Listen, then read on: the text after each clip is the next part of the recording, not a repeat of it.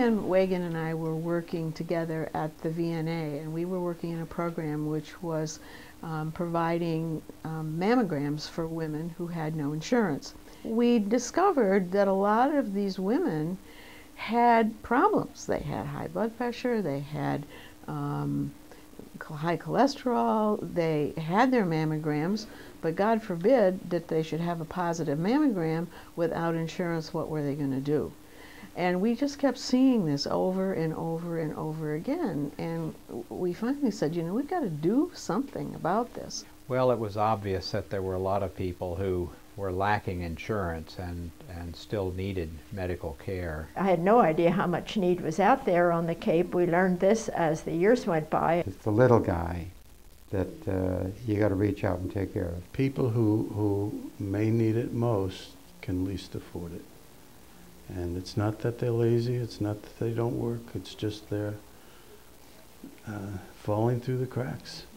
We're not going to let that happen. I remember an article in the Falmouth Enterprise that was prompted by Mary Ann Wigan and Admiral McDermott wanting to found a clinic that would cater to the uninsured population and to provide access for health care.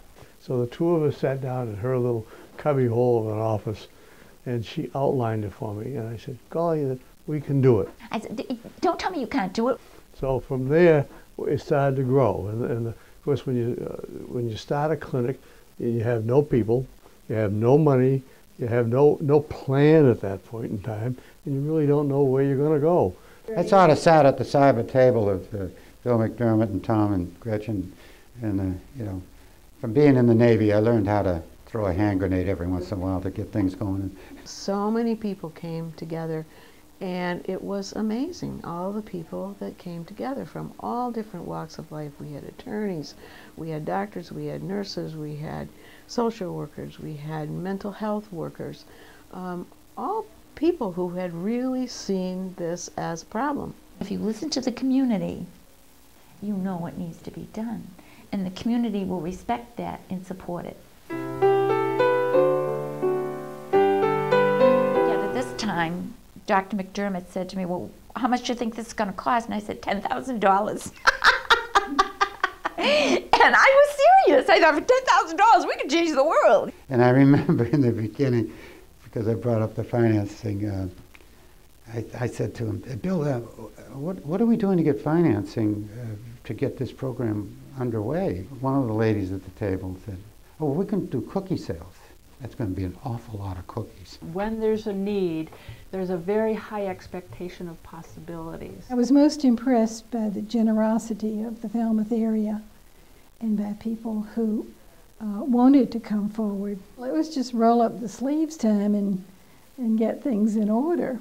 So then we started scurrying for a place to open up, and of course the rest is history. I talked with a couple of the principals up at the Falmouth Hospital. Mrs. Wing and Mrs. Rocheleau offered to make the ambulatory care unit available to us for 2 hours every Tuesday night, starting at 5 o'clock. The very first night of the clinic, it was exciting, and we had no idea who would come. We actually, when we went out to the lobby, it was full. And I took Tom out and I made him look. I said, Tom, look, what are we going to do with all these people? He said to me, well, we'll do our best. I said, right, we'll see them all. It was great then. We had that whole first floor. So people were coming in and registering at the desk, and then we'd tell people who was here and what their needs were. We actually saw 10 patients. Of those, 3 had cancer. And I saw a man who was suicidal, a fisherman. All of these things came right at the very beginning. We saw a number of patients who had malignant disease, and we were able to take care of them. And I can remember Gretchen Sweeny bringing home records of people. We had to schlep all the medical records, all of our equipment. And Dr. Sweeny, and at night pouring over these records to do the assessment, the professional work that had to be done in every case. It was gratifying to see this just steady progression of progress, starting with, what, a room or two in the hospital. Yes, we started small, but we did it right. And we laid the foundation so that the clinic could grow. About a year after we started doing that, we moved the office and the patient exam facilities over to Town Hall Square. We were delighted to have some space. It had actually been used as a clinic. We had our records right there and all our equipment was in one place. Some of us went up and cleaned and sanitized hospital beds. We had an awful lot of fun with our hair tied up in rags. When you volunteer for something, you frequently have to do whatever is needed. Again, we have humble beginnings.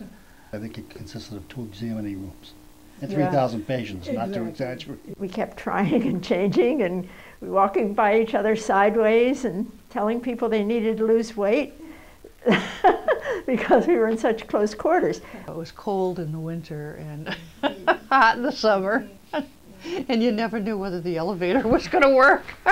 Town Hall Square was on the 2nd floor. And if you had someone who had congestive failure, you had to put them on the elevator, and the elevator was decrepit. It just about made it up to the 2nd floor.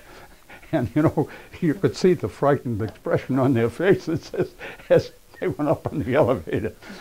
But then when you got through with them, you had to take them back down again. It was really a riot.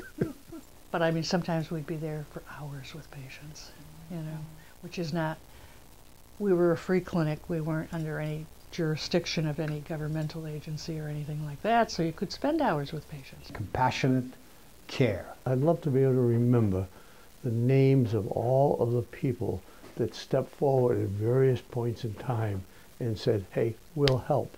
The physicians came forward. The nurses, the clerical help, they were just wonderful. I think they all loved it. Every time they see me on the street, they say, oh, remember? Wasn't that fun? Good people knew that they were doing the right thing. I'm overwhelmed. That's the only thing I can say. Just the facility itself is beyond anything I ever thought. This is incredible, absolutely incredible. Oh, I knew it was going to happen. No doubt. Never in our wildest dreams. It's wonderful. It's chilling. I was very impressed when I walked in the door to hear the staff, how polite and respectful they were to the clients as they came in. Well, lo and behold, it happened. I'm so glad we have a home. I think you truly describe it as a dream fulfilled.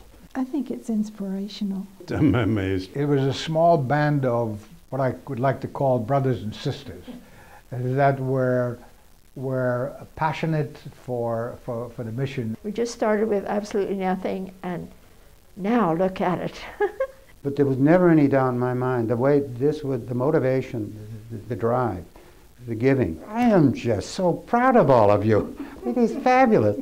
Well, I think it's something really that the community brought into being. It's that sort of, call it what you will, camaraderie, that everyone sort of pitched in to make sure everything got taken care of. So you felt you were really part of a team. It was family, it was I community, felt, it was... Yeah, we were really giving of ourselves. The community was so supportive. No one said, that's too difficult, it's not possible. They said, yes, we do need a clinic, and what can we do to get there? It's really this kind of an attitude and philosophy that's going to survive. So I think Falmouth is very fortunate, but I think they deserve it. It's a wonderful feeling, and it's just such a real joy to see this facility. I think we need to thank the community for what it did, and to realize that, you know, dreams do come true.